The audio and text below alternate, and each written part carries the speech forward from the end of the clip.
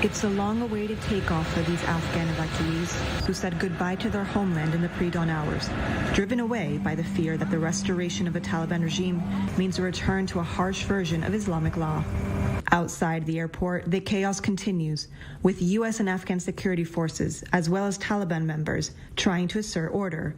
Thousands crowd the exterior, regardless of whether they hold the right documents. At least 20 people have been killed so far in the mayhem. The foreign troops don't give any information, but just fire warning shots and use tear gas.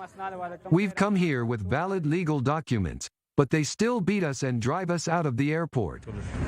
Since the militant group seized Kabul on August 15th, more than 48,000 people have fled through the airport, according to the United States, which remains in control of the country's main port. On Monday, U.S. President Joe Biden ordered commercial airlines to aid in the evacuation effort and said it may need more time to complete the airlifts.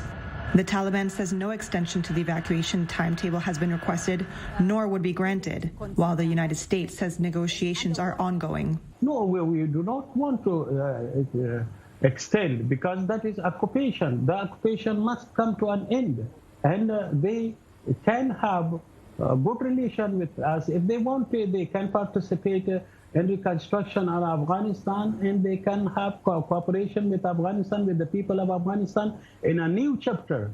Meanwhile, one small pocket of resistance remains in the Panjshir Valley, a longtime stronghold of resistance, first to Soviet forces and then the Taliban in the 90s. The newly formed National Resistance Front of Afghanistan says it's seeking to negotiate with the Taliban, which claims to have surrounded the fighters and put the valley under siege. 7,000 miles away, these Afghan evacuees have just arrived in Virginia, their first stop before being sent on to other U.S. military facilities.